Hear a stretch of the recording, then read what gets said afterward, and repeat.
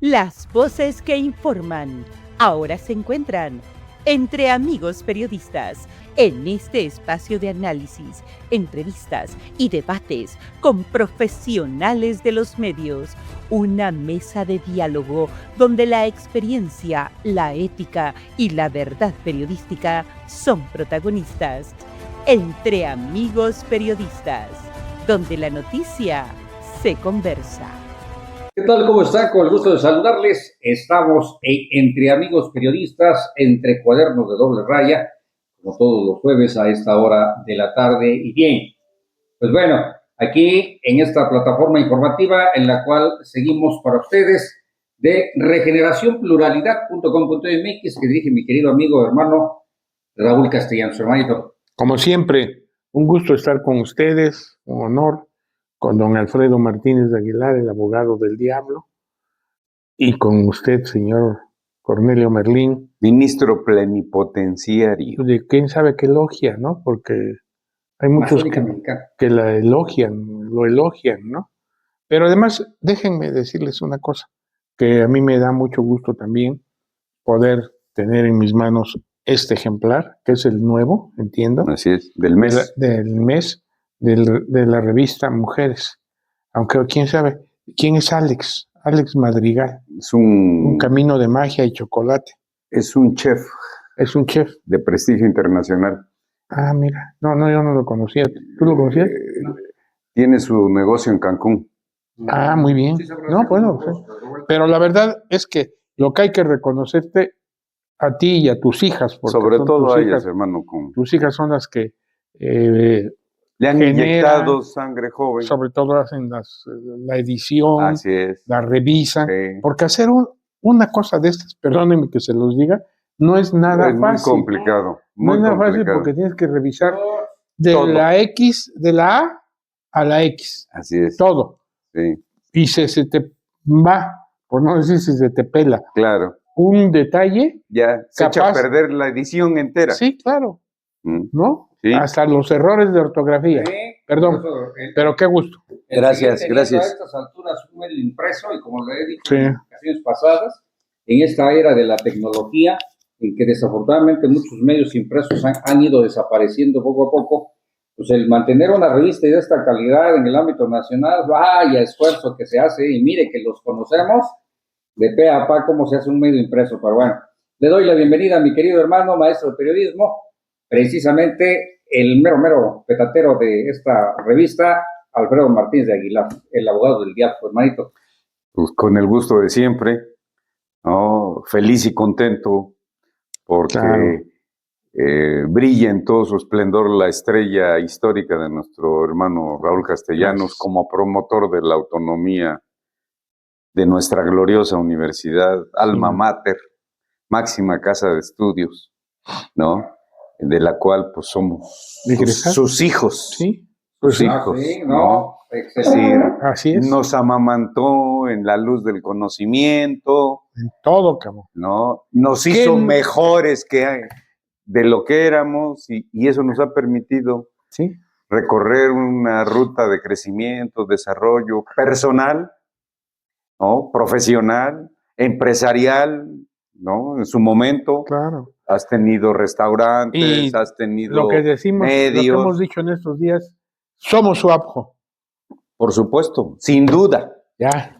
Pero además, sin enloquecer por la soberbia, ¿no?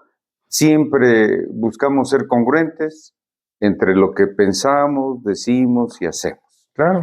¿No? Obviamente, como todos los seres humanos, no somos perfectos ni queremos serlo, ¿no? Entonces, disfrutamos nuestros dislates. Sí.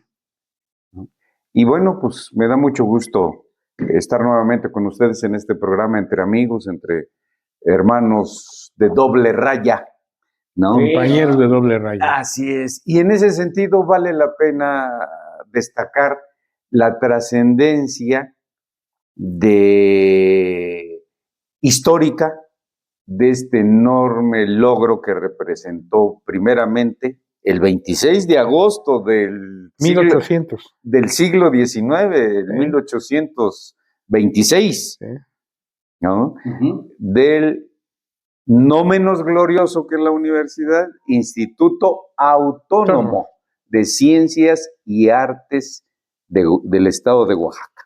Que se le reconoce como un Instituto de Ciencias y Artes. Poco se ha reparado en el término de autónomo.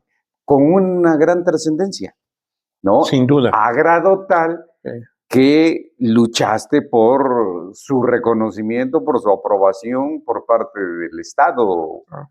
Pero fíjate que el artículo que escribiste sobre el tema, perdón, ya estamos robando ya el tiempo que has compañero, ¿no? Pues ya estamos encarrerados. No tienes inconveniente, porque hoy no le cediste la palabra a nadie, cabrón. Él se apoderó, como acostumbra. Sí, claro. Pues, más en el amor. No, pero pues además... Ahí sí no te sé nada más. Yo hablo de las cosas que me constan. De esas cosas podré tener otras historias, pero no contigo.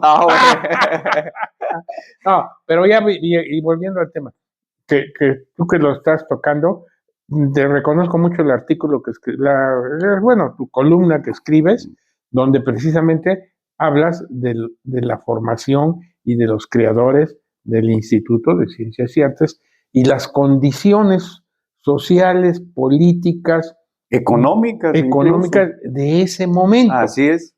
Porque estamos hablando de 1826. Sí. Así es. 200 años.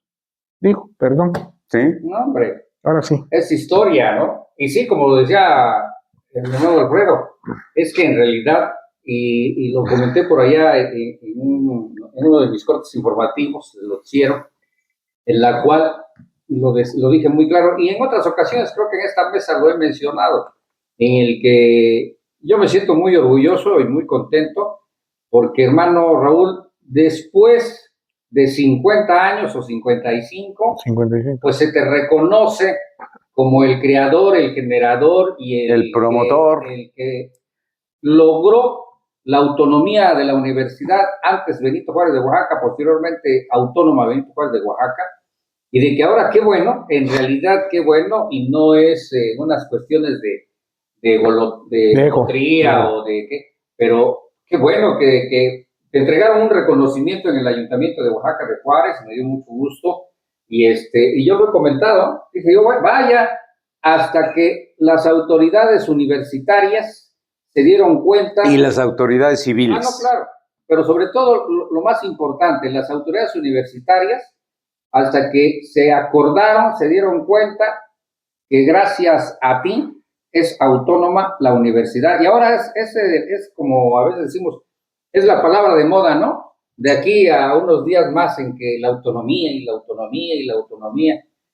Pero en esta mesa lo hemos comentado y su servidor lo ha comentado en varias ocasiones en mis propios espacios, incluso en la Ciudad de México.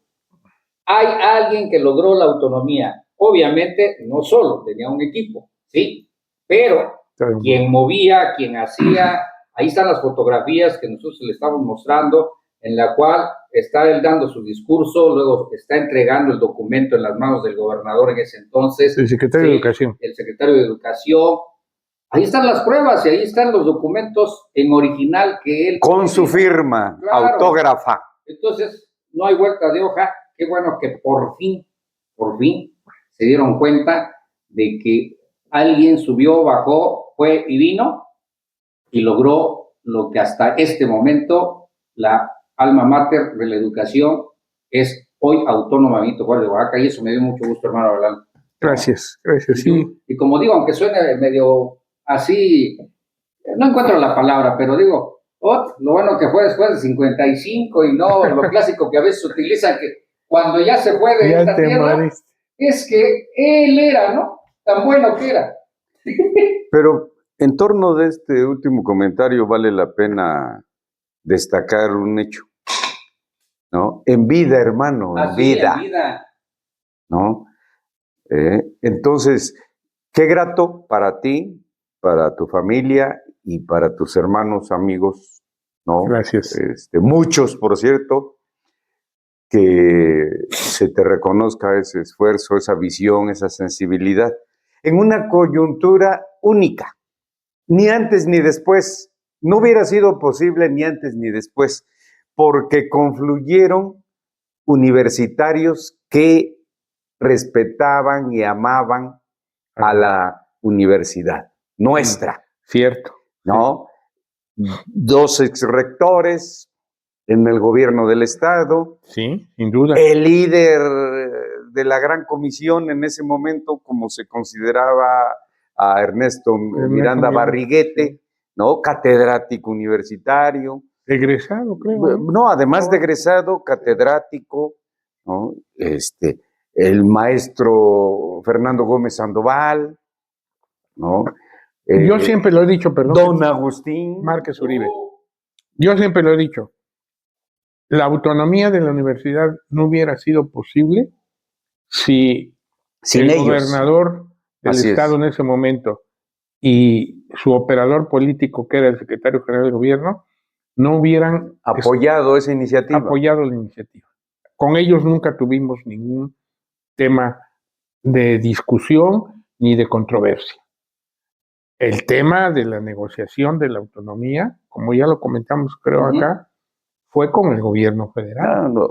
Como debe ser en un estado de derecho. El 10 de junio, la manifestación, la marcha de estudiantes que los halcones... Que fue reprimida atacaron, por los halcones. Estaba planeada como una marcha en apoyo de la autonomía de la Universidad de Nuevo León. Así es, por supuesto. ¿No? Sí, es decir, que era una tendencia en ese momento. ¿No? Era una tendencia, pero no era fácil. No, y no la querían. Y un día antes de la matanza del 10 de junio, aprobaron la autonomía de la Universidad de Nuevo León. Claro. Y aún así se celebró la marcha, que fue la que reprimieron los halcones. Así es.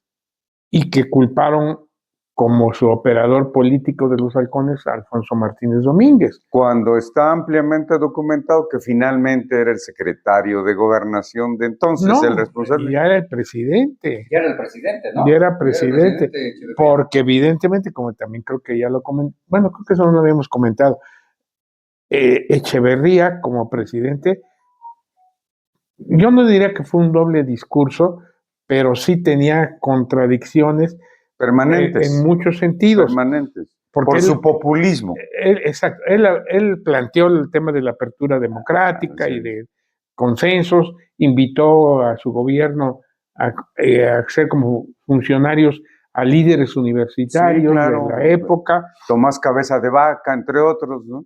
Más que Tomás, hubo otros que fueron hasta secretarios de Estado. No Luis Tomás. Francisco Javier Alejo. Por decir algo. Claro. ¿No? Varios. Pero el punto fino es que cuando Luis Echeverría fue candidato presidencial, fue a Michoacán. A la Universidad Nicolaita. Y ahí lo encararon estudiantes y líderes de la universidad y le dijeron, ve a la Nicolaita y guarda un minuto de silencio por los caídos en Tlatelolco. Y eso le causó un escozor al entonces presidente de la República, con justa razón, que le ordenó Alfonso Martínez Domínguez. Entonces, exacto, presidente del PRI nacional, Alfonso Martínez Domínguez, le ordenó, bájalo de candidato. Que lo cambiara. Y Martínez Domínguez lo intentó. Claro. Pero Echeverría, que era, que también, mira, hay que reconocerle a todo el mundo hábil, lo bueno, lo malo y lo regular, y lo perverso, como tú dices, o lo bondadoso, o lo que tú quieras. Sí. El tipo no se dejó. No, pues bueno. Y finalmente fue presidente, ¿no? Y el 10 de junio, yo en lo personal, no tengo elementos, pero pues hay muchas historias y muchas circunstancias. Fue un tema que le cargaron a Martínez Domínguez precisamente cobrándole esa factura. Por supuesto, claro. Es que, de verdad que es sensacional. Pero fíjate que se me está ocurriendo algo que creo que es importante, Raúl. Porque mira, como sé yo hace un momento, es la palabra ahorita de moda, por este bicentenario, autonomía y autonomía, autonomía. Pero estoy seguro que la mayoría de nuestra ciudadanía y sobre todo de las juventudes que están actualmente en la UAPJO no ubican el tema. No ubican qué es exactamente la dimensión, el poder, el honor y lo que viene más alrededor de la palabra autonomía. ¿Por qué luchaste porque fuera autónoma y qué es la autonomía, Raúl? O sea, la realidad, ¿qué es la autonomía? Bueno, hay que conceptualizar en términos del momento en que se dio esta circunstancia, porque veníamos del movimiento del 68. De la represión. De la gran represión, y luego la represión aquí en Oaxaca del 70, que fue mayor. Hubo un compañero muerto, compañeros presos, compañeros expulsados, trataron de desaparecer a la Federación Estudiantil. O sea, ese es un contexto. Y en ese contexto, el invocar la autonomía representaba libertad de decisión, de autogobierno, de autogobierno, bueno, obviamente de autogobierno, de cátedra, de pensamiento, incluso de pluralidad étnica dentro de la misma universidad, que tenía ciertas características hasta entonces, más hacia la derecha, por decirlo de alguna clasista, manera. ¿no? Bueno, clasista, está bien. Y esas son las libertades fundamentales de pensamiento. Vamos, pero no desde un punto de vista retórico, Cornelio, Alfredo, sino desde un punto de vista real. Claro. Porque eso se requería que hubiera en la universidad. Y entonces, en ese contexto fue como nosotros decidimos reivindicar la autonomía como tal, no como una extraterritorialidad, no como un estado dentro de otro estado, porque al finalmente las universidades públicas como la nuestra son financiadas por el gobierno. El mismo estado las financia con subsidios, porque así está establecido. Claro, constitucionalmente. Porque legalmente ese es un punto. Claro. No, ya, eso no tiene discusión. Pero eso no quiere decir que sean empleados adláteres de los gobiernos, aplaudidores o acarreados, perdón que lo diga así, como se conoció después el término. Entonces, en ese contexto es como se planteó el tema en 1971 de la autonomía y como se lo planteamos en aquella intervención donde hicimos el planteamiento en una reunión de consejo universitario en el Paraninfo, en la que estuvo presente el secretario de Educación Pública, el gobernador del estado Gómez Sandoval, los consejeros universitarios, directores de las escuelas y estudiantes. El rector, obviamente. Obviamente, el rector Mario Pérez Ramírez. Así lo planteamos, como la necesidad de poder ejercer libremente, fíjense, el gobierno de la universidad, la elección de rector de la universidad, que era, el rector se elegía a propuesta del gobernador, sí. Era el que mandaba la terna, y si la terna no era aprobada o no alcanzaba mayoría, el gobernador tenía... ¿Mandaba otra? No, tenía en esa época la facultad de nombrar rector. Sí. Peor todavía. Que nunca se llegó a ese extremo. No se llegó a ese extremo, claro. Obviamente. No se llegó, pero así estaba establecido. Claro. Ahora lo importante son las aportaciones de diversos sectores sociales y hombres de su tiempo, pero además en un sincretismo pagano civil, ¿no? Porque es innegable la participación de hombres de la Iglesia Católica, en ese entonces hegemónica, ¿no? Como los dos del Instituto Autónomo de Ciencias y Artes, como los dominicos Francisco Aparicio y Florencio del Castillo, costarricenses. ¿Son los que fundaron el instituto? No, los dos primeros directores. ¿No? Fue fundado por el gobierno del estado. Porque ese era el planteamiento. Así es. Es decir, después de la independencia, Ajá. ya eso empezó. Como institución pública. No diría yo que ya era la corriente del liberalismo, pero sí era una corriente. No, sí, era, ya por supuesto, orientada producto de... a esa confluencia. En busca de libertad, de precisamente. ¿no? Entonces quiere decir que el gobierno fue el que nombró bueno. a ese dominico, uno de los dominicos. A los dos. Porque fueron consecutivos. La creación es producto de un decreto. Así es, claro, como todas las instituciones. Sí, como en enero del 55, así es, se creó la Universidad Benito Juárez de Oaxaca como de derivación, bueno, como era el instituto, se le dio ya la denominación de Universidad Benito Juárez de Oaxaca, claro. En 1955, en enero, creo que es el decreto 141, una cosa así. El 8 de enero. El 8 de enero, entonces... Pero además de esto, fíjense en la importancia de las aportaciones de manera objetiva, al margen de ideologías, sí. Porque el conocimiento es universal, ¿no? No podemos encasillarlo, ¿no? Obviamente, quien defiende su posición política e ideológica, pues a los adversarios los etiqueta, pero la aportación de gente considerada de derecha, sobre todo en las carreras tradicionales de derecho, medicina, contaduría, arquitectura, fue innegable. Como también lo fue de la izquierda, con un gran problema. No, es una crítica. Pero, o sea, ¿a qué etapa te refieres? ¿A de la autonomía o a anterior? A lo largo de la universidad. De la universidad, okay. ¿no? Y incluso como Instituto de Ciencias y Artes. Sí, claro. ¿No? Las corrientes de pensamiento. Así es, claro.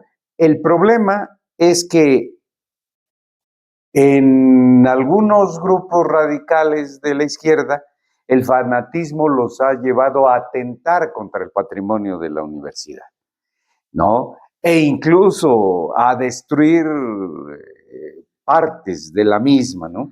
Bueno, sí. Ahí está la quema del glorioso Paraninfo Universitario y la destrucción de sus pinturas históricamente valiosas. Y que creo que de eso no hay responsables señalados específicamente. Legalmente no. Legalmente pero no. Claro. Extraoficialmente se sabe. Pues, digo. Bueno, se comenta. No, sí, no, y además hay evidencias, ¿no? Hay testimonios de quien participó en el plan, después se resintió porque no le pagaron lo acordado, lo de siempre. La destrucción mediante el fuego de la añeja de la puerta de Alcalá, bueno, histórica. Del 68, claro. Claro, es anterior. Sí, claro. ¿No? Pero no, bueno, otro hecho en la universidad, aquí de nuestra, la quema del archivo. El archivo del Poder Judicial. No, la quema del archivo de la universidad. Sí, claro. De graduados y de alumnos y de. Sí, por supuesto. Recibidos. El archivo escolar. El archivo escolar. ¿No? También se quemó. Y luego, ¿no? El gran atentado a la fachada del edificio sede, originalmente del Instituto de Ciencias y Artes del Estado, ¿no? En el ex convento de San Pablo, hoy convertido en centro cultural. Es una cosa de pura cantera, ¿no? Es una lápida. Una lápida, ¿no? Sí, que oculta la belleza de la. Y de veras que era bonito ese convento, era increíble, ¿eh? Por supuesto. Era totalmente construido de una manera que, caray, con la visión colonial. Sí, ¿no? Pero a base de cantera verde. Sí, no, claro. Increíble, además, sus pasillos, claro, sus escaleras, toda la estructura, e incluso la presencia. Por supuesto, imponente. Tú ibas ahí a Fiallo, la calle de Fiallo, claro, y veías. Era obligado. Volteabas a fuerza. Era obligado a admirarla. Para ver la entrada, toda la fachada del ex convento que fue la sede del instituto. Así es, por supuesto. Qué bueno. Pero, a ver, otra pregunta, porque seguramente a nuestro auditorio le interesa. ¿Por qué hubo la necesidad de cambiar el Instituto de Ciencias y Artes a ser universidad? ¿Qué hubiera pasado si se queda el instituto y se crea una universidad? O sea, era la continuación lógica. La consecuencia sí. Comentaba Raúl hace un momento el desarrollo del pensamiento, ¿no? De cada época. ¿Era necesario entonces cambiar? Era la tendencia mundial, la creación de universidades. Sí, porque como lo era en el 1800, en el siglo XIX, la creación de institutos. Y luego ya en el siglo pasado ya fue la tendencia a crear universidades, como lo dice Alfredo. Entonces, por eso es que fue un tránsito lógico el hecho de transitar. Una consecuencia lógica y natural, ¿no? Sí, de transitar de instituto a Universidad Benito Juárez de Oaxaca. Pero además, ambos enfoques de modelos educativos, pedagógicos, sigue vigente. Sí. En algunos casos, con gran prestigio global. El Instituto Tecnológico de Massachusetts, ¿no? En el vecino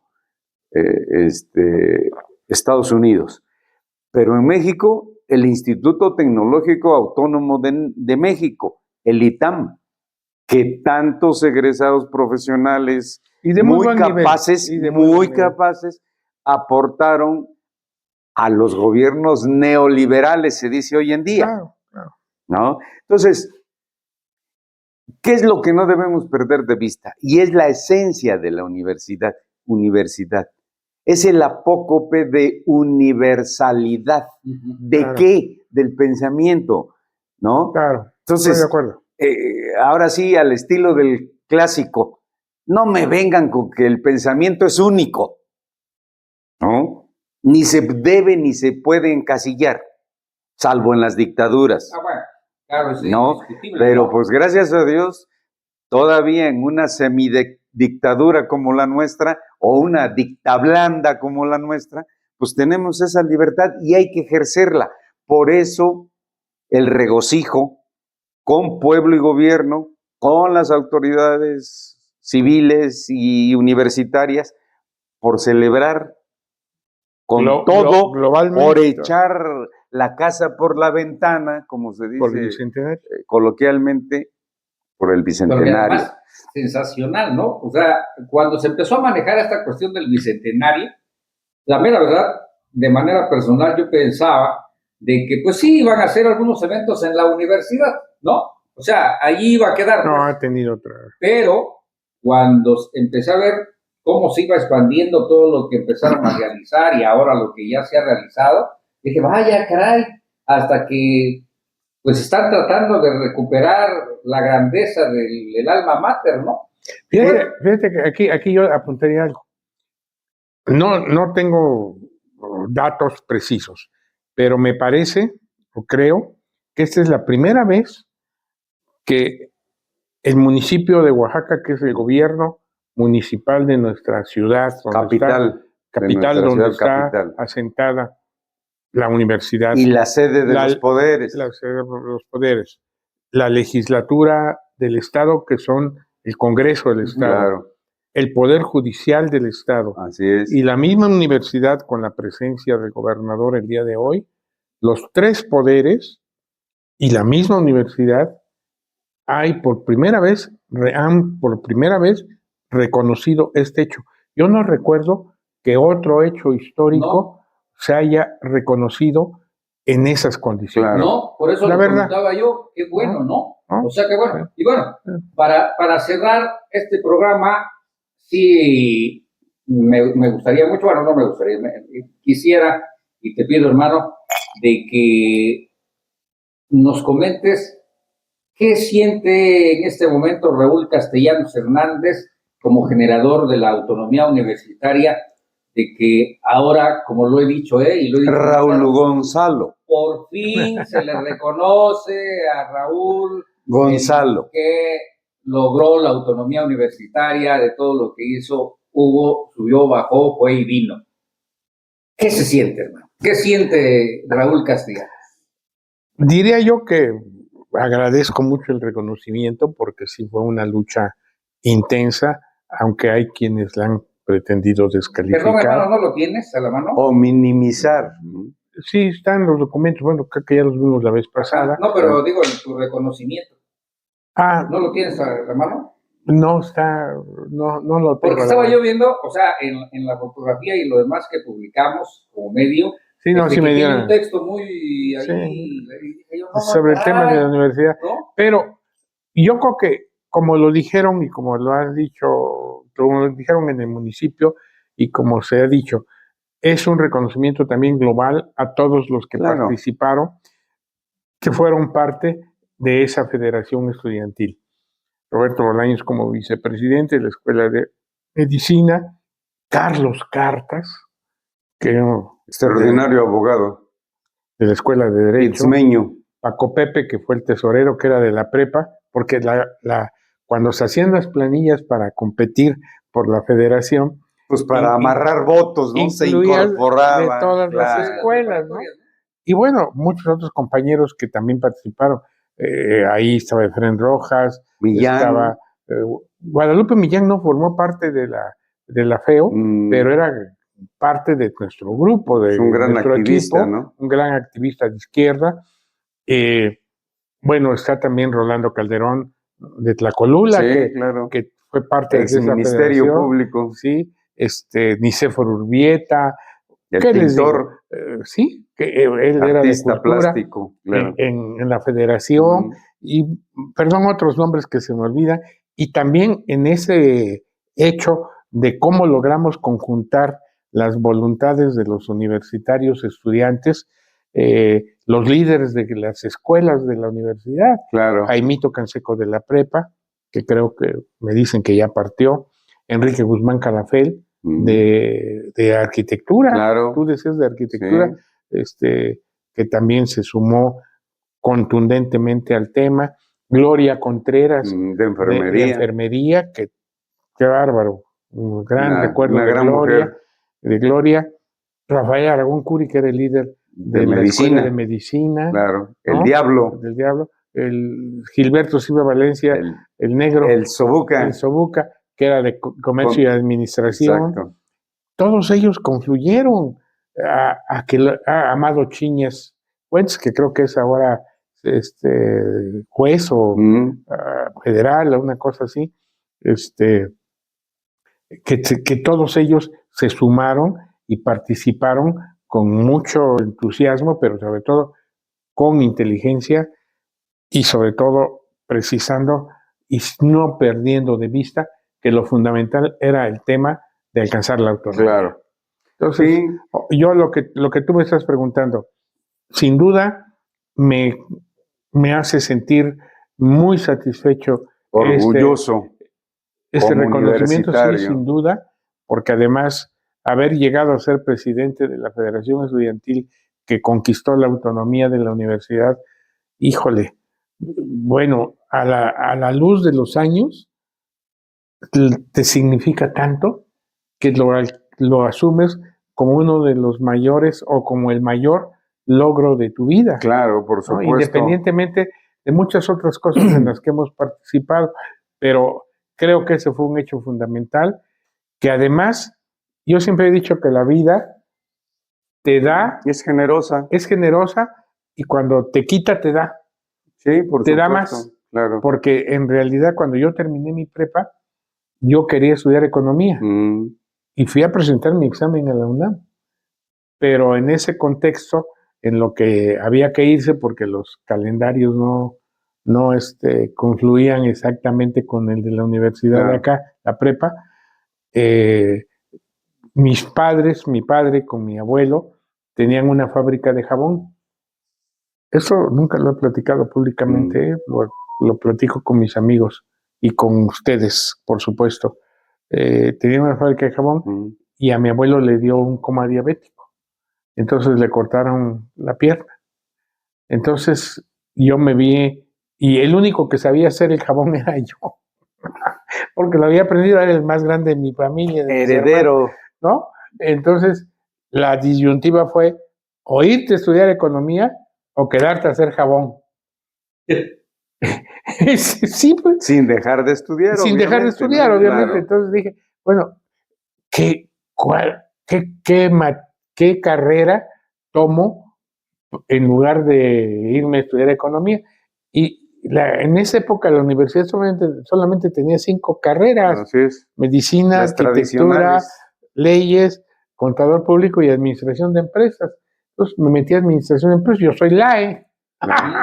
¿No? Y además me siento orgulloso. Claro, pero, por supuesto. Y me quedé. Pero si yo no me hubiera quedado y si la vida no me hubiera puesto en esas circunstancias, yo no hubiera sido presidente de la Federación Estudiantil. Pero hubieras sido quizás secretario de Hacienda. No, pero esa es una especulación, mi querido Alfredo. Te la agradezco. Porque además me hubiera tocado la generación de Salinas, de Camacho, todos esos que hubieran valorado de aquella época. Pero bueno, es otra cosa. Pero la verdad que es que la vida no me dejó ir a estudiar economía, pero te premió siendo presidente de la Federación Estudiantil en el 71. Entonces, muy satisfecho. Muchas gracias. Agradezco a todos. Adiós a la vida, sin a las duda, autoridades universitarias. A todos los que han tenido la gentileza, también a tantos amigos, amigas y amigos, compañeros de generación, otros que no lo son, pero que me han reconocido ahora que me entregaron ese reconocimiento que tú comentas, que ustedes han comentado, que me han felicitado por ese hecho, que para algunos era incluso desconocido, pero que ya queda ahí para la historia, porque al final de cuentas sí hay testimonios fotográficos, testimonios escritos, testimonios documentales de que fue la Federación Estudiantil de la Universidad de 1971 la que propuso primero la reforma legislativa para darle la autonomía a la Universidad Benito Juárez de Oaxaca, la promovió, y perdón que lo diga, pero la discutió y logró que se consolidara como un decreto. Ahí está. Yo confío en la visión y en la sensibilidad de las autoridades universitarias que preside el maestro Farid Acevedo López para que se capitalice esta celebración con un impacto continental y nacional. ¿En qué sentido? Hoy más que nunca, frente a la adversidad de las crisis políticas, económicas, sociales que vive América Latina, es indispensable analizar el presente y el futuro de la universidad pública, porque de manera objetiva no podemos dejar de reconocer que las universidades privadas crecen, se fortalecen y avanzan. Pero las universidades como la nuestra, perdón que te interrumpa, nunca dejarán de ser el primer lugar, el primer referente. Pero debemos fortalecer su sustento. Hoy se dijo en el académico, docente, de investigación y de difusión de la cultura y el arte. Y de cuidado de muchas situaciones que incluso hoy hubo un estudiante de Derecho en el acto que se celebró, en el acto que se celebró para conmemorar, que lo planteó. El tema de cómo se han transquiversado, por decirlo de alguna manera, el tema de los ingresos, de los exámenes, de los nombramientos. Pero además, como abogado del diablo. Y que se aclare el tema del Eduardo Vasconcelos. Por supuesto. Y es decir, de lo que tú planteaste, también ya no podemos decir que se recupere que legalmente es posible. Sí, pero ya no va a ser posible que esté en la misma, si se recuperara, no sería posible que fuera el mismo edificio, pues. Perdón que lo diga. El conocimiento te permite restaurar monumentos coloniales con un alto costo económico, indiscutiblemente, pero vale la pena la inversión. Como abogado del diablo dejo sobre la mesa un tema muy preocupante al que las autoridades federales, estatales y sobre todo universitarias y los padres de familia que no deben abandonar y olvidarse de sus hijos universitarios, es la seguridad y la creciente adicción a las drogas entre la comunidad universitaria y no solo estudiantil. Hay casos documentados de que hasta ex autoridades o autoridades en su momento han sido adictos. Ese es un tema sumamente preocupante porque es un mercado cautivo de 30,000 personas. Entonces, está bien. Muy bien, Ed. Pues bueno, hablar de la Universidad Autónoma Benito Juárez de Oaxaca nos llevaría mucho tiempo más y por supuesto que en otros programas estaremos y seguiremos tocando el tema de este bicentenario porque pues, no siempre se cumplen 200 años de una institución, ¿no? Entonces, esto es esa ciudad, pero sobre todo, nuevamente, nuestra felicitación, hermano del alma. Gracias. Porque lo digo y lo seguiré diciendo siempre, ¿no? Por fin, qué bueno que llegó ese reconocimiento. Y necesitamos celebrarlo en grande. Ya era justo. Y lo bueno que llegó después de 50 años, ¿no? 55. Y no... Pero se dan vida. Es lo más importante. Bueno, tenía yo 21 años cuando fui presidente de la FEO. Tenía 21 años y sigue viéndose casi igualito, ¿no? Pero no, como de 25. No me grilles, no me grilles. No, bueno, un poquito menos diría mi presidente. ¿No? Me pinto el pelo. O sea, además. Me pinto el pelo. Además. Esto es entre amigos periodistas, entre cuadernos de doble raya y nos estamos viendo, nos estamos escuchando en la próxima ocasión. Nuestro agradecimiento, como siempre, a los países en Sudamérica que nos reproducen, en Estados Unidos y en Europa. Que tenga usted un excelente día, tarde o noche, a la hora en que usted nos esté viendo, porque hoy, gracias a la tecnología, entre amigos periodistas, entre cuadernos de doble raya, se ve, se escucha en todo el mundo. Hasta la próxima. Argentina, Azerbaiyán, Bolivia, Brasil, Colombia, Estados Unidos, Honduras, México, República Dominicana, Venezuela. Voces diversas unidas por una sola misión: informar con verdad, compromiso y pasión.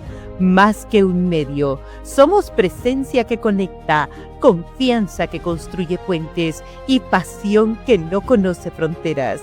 Editorial corporativo de medios de comunicación. Periodismo sin fronteras. En alta tensión, tercera emisión, de lunes a viernes, 3 de la tarde. Todas las noticias, todo el tiempo. Super Estéreo Milet, 98.9 FM, la radio con poder.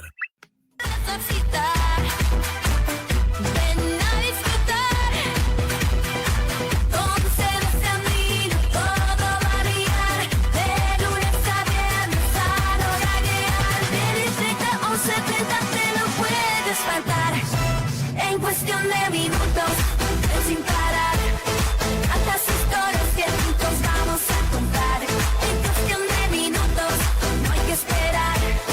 Con ser extendido, la mañana va a vibrar. Un abrazo de Venezuela para nuestro amigo Cornelio Merlín Cruz, que ha hecho posible que el top de la pura crema llegue tan fuerte a México, a Ciudad de México, a Guadalajara, a Sinaloa, a Santurce, a Oaxaca. El top de la pura crema ahora suena en México. Roncamos porque podemos en el planeta. Radio Superación. LaPuraCrema.net. Gracias, mi hermano Merlín.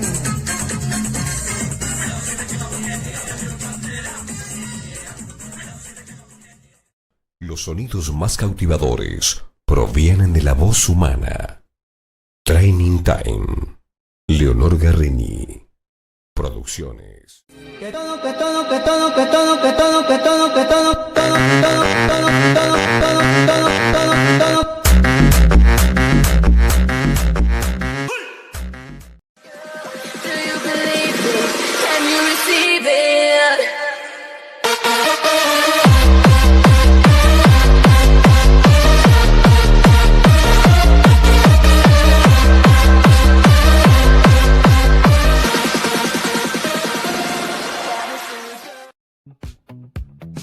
Gracias por acompañarnos en una producción original de ECMC, Editorial Corporativo de Medios de Comunicación, donde la noticia se transforma en acción.